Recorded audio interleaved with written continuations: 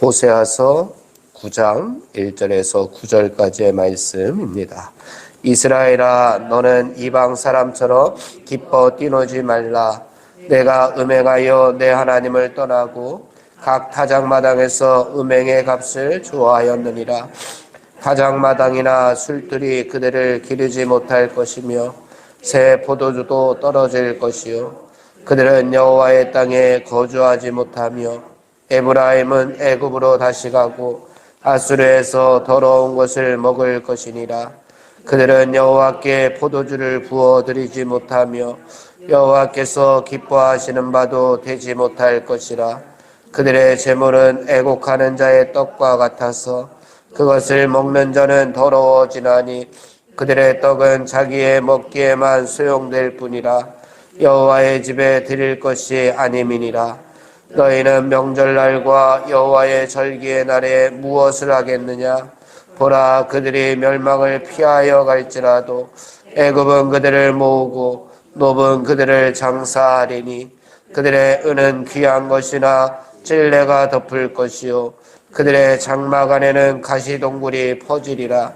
형벌의 날이 이르렀고 보응의 날이 온 것을 이스라엘이 알지라.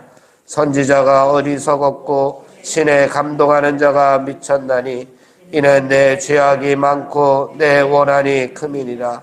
에브라임은 나의 하나님과 함께한 파수꾼이며 선지자는 모든 길에 친 새 잡는 자의 그물과 같고 그의 하나님의 전에는 원한이 있도다. 그들은 기부와 시대와 같이 심히 부패한지라. 여호와께서 그 악을 기억하시고 그 죄를 벌하시리라. 아멘. 8장에서는 주인이신 하나님을 버리고 우상 숭배를 택한 북이스라엘 백성들을 계속해서 하나님께서 책망하시고 심판하시겠다라고 말씀하셨습니다. 이제 9장에서는 그 하나님의 사랑, 하나님의 은혜, 하나님의 긍휼하심을 저버린 거룩한 백성들에게 그에 따른 형벌과 보응, 심판을 또다시 선언하고 계십니다. 9장의 시작을 이스라엘아라고 시작하고 있습니다. 이스라엘아. 이들의 정체성이 바로 여기에 담겨져 있습니다. 이스라엘아라고 이렇게 부르시는 하나님의 그 마음도 여기에 담겨져 있습니다. 오늘의 말씀을 듣는 사람들이 누구냐? 바로 이스라엘이라고 하는 겁니다. 하나님께서 싸워주신다라고 하는 이름을 가진 자신들의 마음대로 살아가는 것이 아니라 하나님께서 대적해 주시겠다라고 하는 하나님과 언약을 맺은 백성들이 바로 이스라엘입니다. 하나님께서 대신 싸워주실 것이니 이들의 삶 가운데에는 날마다 믿음으로 이기는 삶만이 존재해야 합니다. 하나님께서 대신 싸워주시니 백성일 수밖에 없습니다. 그런데 백성들이 주인이신 하나님을 바라보지 못하고 주인이신 하나님을 의지하지 못하고 도리어 세상을 바라보고 도리어 세상의 강대국들을 의지하는 죄를 짓고 말았습니다. 당시에 잘 나가던 강대국인 아수르, 또 성경에서는 애굽까지 표현하고 있는데 그 강대국들을 의지하려고 기웃기웃 거리는 모습이었습니다. 그러니 저절로 하나님의 백성이라는 자부심, 거룩한 이스라엘 백성이라고 하는 자긍심, 그 정체성을 온데간데 없고 그저 그런 세상적인 백성들과 다를 바가 없는 그러한 사람들로 변해버렸습니다. 그래서 1절에서 이렇게 말씀합니다. 이스라엘아, 너는 이방 사람처럼 기뻐 뛰노지 말라라고 이야기합니다. 이방 사람처럼 기뻐 뛰놀지 않아야 할 사람들이 바로 이스라엘 백성들이다, 하나님의 백성들이다 라고 하는 말씀입니다. 이스라엘과 이방 사람들은 전혀 다른 사람들입니다. 이스라엘 백성들이라고 한다면 바로 영적인 그리스도인들, 지금 오늘을 살아가고 있는 우리들도 바로 이스라엘입니다. 하나님과 언약을 맺은 거룩한 백성, 하나님을 주인으로 모시고 살아가겠다라고 고백한 백성들입니다. 믿음의 성도들이 하나님의 백성으로서 하나님의 나라와 그의 의를 구하며 하나님의 영광을 나타내는 가치를 추구하는 것이 마땅합니다. 우리 성도들은 우상을 숭배하는 자들과는 전적으로 다른 삶을 살아야 한다는 말씀입니다. 그런데 하나님을 버리고 이방 사람들처럼 똑같이 타작마당에서 뛰어놀고 있습니다. 타작마당이라고 하는 것은 하나님께서 싫어하시는, 하나님께서 가증히 여기시는, 하나님께서 역겨워하실 만한 그러한 우상 숭배에 이 당시에 바알을 숭배하는 그 자리였습니다.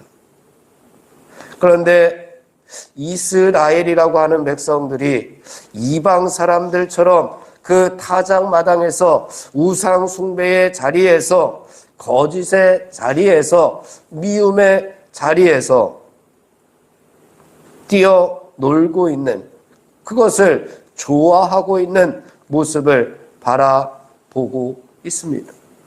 하나님의 마음이 얼마나 안타까우셨겠습니까? 그래서 하나님께서는 당연히 심판하실 수밖에 없는 상황에 이르렀습니다. 그렇다면 우리가 하나님의 심판을 피하기 위해서 어떻게 해야 하겠습니까? 오늘 말씀에서는 3절에 보니까 우리에게 그 힌트를 주고 있습니다. 그들은 여호와의 땅에 거주하지 못하며 라고 이렇게 시작합니다. 여호와의 땅에 거주하지 못했다라고 말씀합니다. 우리가 살아가는 모든 삶의 자리는 여호와의 땅입니다. 그런데 그 삶의 자리를 여호와의 땅으로 만들지 못하고 우상에게 넘겨준 것이 잘못이라는 말씀입니다. 당시 이스라엘 백성들은 땅에서 나는 모든 수확들이 풍요의 신이었던 바알의 은총이었다라고 착각하고 바알에게 타작마당에서 하나님을 버리고 뛰어놀고 있었던 상황이니, 하나님께서 이스라엘 백성들을 심판하지 아니하시면 그것을 도리어 하나님께서 좋아하신다라고 착각할 수밖에 없었습니다. 이렇듯 하나님을 인생의 삶의 중심에 두지 못하면 우리가 살아가는 삶의 자리에서 일어나는 모든 것들이 하나님 없는 우상으로 변질되게 됩니다. 사랑하는 성도 여러분, 내 삶의 자리를 여호와의 땅으로 고백하는 성도들이 되기를 간절히 바랍니다. 하나님을 주인으로 모셔야 하지만 우리가 부족하지 않고 오늘 말씀처럼 뽑히지 않고 또 6절의 말씀처럼 찔레가 우리 인생을 덮지 못할 것이요, 우리 인생 가운데 가시덩굴이 퍼지지 못할 것이다 라고 말씀하고 있습니다. 우리 6절 말씀을 함께 봉독해 보겠습니다. 6절입니다. 시작.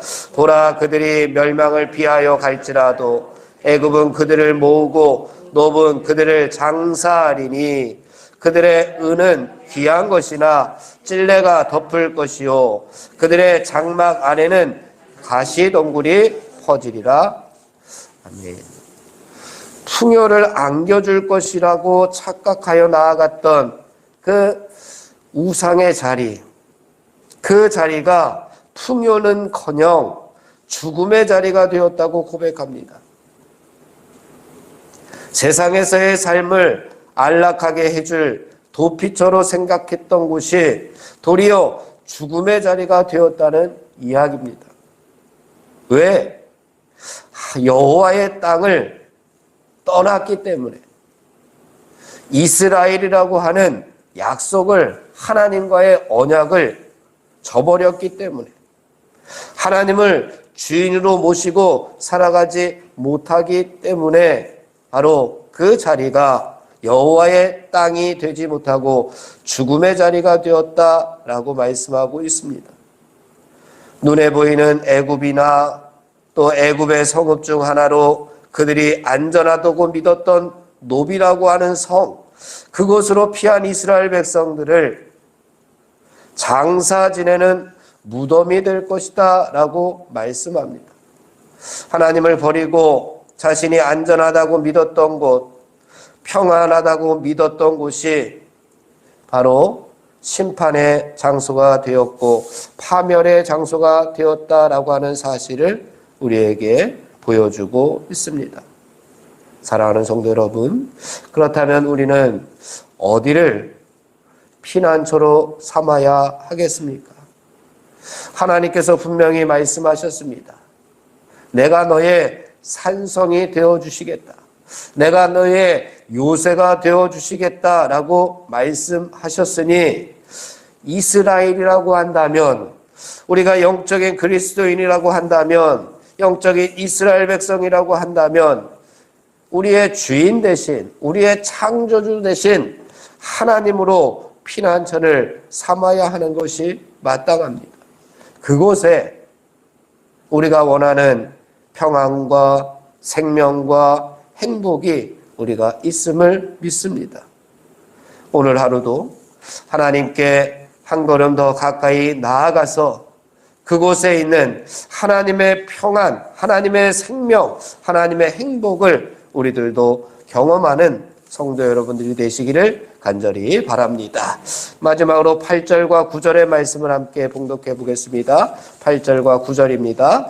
에브라임은 나의 하나님과 함께한 파수꾼이며 선지자는 모든 길에 친 새 잡는 자의 그물과 같고 그의 하나님의 전에는 원한이 없도다. 그들은 기브아의 시대와 같이 심히 부패한지라. 여호와께서 그 악을 기억하시고 그 죄를 벌하시리라. 아멘. 진정한 하나님의 백성들이라면 여기 보니까 영적 파수꾼이 되어서 사명을 잘 감당하라고 말씀하고 있습니다. 영적인 파수꾼이 되어야 됩니다. 우리들은 먼저 영적으로 깨어 있어야지만 진정한 파수꾼이 될 수가 있습니다. 그런데 할 일은 하지 않고 파수꾼이 졸거나 잠들어 버려서 사명을 감당하지 못한다면 적들의 침입을 막아내기가 어려울 것입니다. 또한 깨어 있기는 한데 영적인 눈이 멀어져 있으면 마찬가지입니다. 파수꾼이 서 있는 파수대는 높은 곳에 위치합니다. 왜냐하면 멀리 내다보고 수상한 낌새라도 보이면 그것을 성내에 빨리 알려주는 책임이 있기 때문입니다. 멀리서 움직이는 것이 적인지 동물인지 아니면 아군인지 분별해 내지 못하는 파수꾼이라면 혼란을 가중시킬 뿐입니다. 마찬가지로 우리들도 영적인 파수꾼이 되어서 무엇이 악이고 무엇이 선인지, 그리고 무엇이 어둠이고 무엇이 빛인지, 무엇이 사랑이고 무엇이 미움인지 바라볼 수 있는 분별력을 우리가 잃어버리면 하나님의 땅을 지켜내지 못할 것입니다. 사랑하는 성도 여러분, 나의 삶의 자리를 여호와의 땅으로 회복시키고 하나님을 피난처로 삼아서 영적 파수꾼의 사명을 오늘도 잘 감당하여 우상의 자리를 박차고 거짓의 자리를 박차고 죄악과 어둠의 자리를 박차고 여호와의 땅으로 우리의 삶의 자리를 옮기는 사랑하는 성도 여러분들이 다 되기를 주님의 이름으로 축원을 드립니다. 기도하겠습니다. 하나님 아버지, 우리들도 하나님의 백성이라고 하면서 하나님께서 저희들에게 주신 은혜의 여호와의 땅을 혹시 떠나고 있는지 우리 자신을 다시 한번 되돌아봅니다. 떠나고 있는 우리들을 다시 한번 회복시켜 주시기 위해서 돌아오라 말씀하시는 하나님을 만나게 하시고 그 하나님께 돌아가 여호와의 땅 회복하게 하시고 하나님을 피난처로 삼게 하시고 오늘 하루도 영적인 파수꾼의 사명을 잘 감당하는 주님의 백성들이 되게 하여 주옵소서. 예수님의 이름으로 기도하옵나이다. 아멘. 우리 합심하여 기도하고 개인 기도하고 돌아갑니다. 우리 내일부터 24일 화요일까지 설 명절입니다. 개인 말씀 묵상으로 대체합니다. 수요일 날 새벽 기도회 때 뵙겠습니다. 우리 합심하여 기도할 때에 먼저 내가 살아가는 삶의 자리를 하나님께 내어드리게 하옵소서. 또한 하나님을 피난처로 삼고 오늘도 영적 파수꾼의 사명을 잘 감당하게 하여 주옵소서. 김희동 권사님이 하루속히 의식을 회복하도록 치유하여 주옵소서. 2023년에는 영적 성장을 이루는 한 해가 되게 해달라고 우리 합심하여 기도하고 개인 기도하고 돌아갑니다.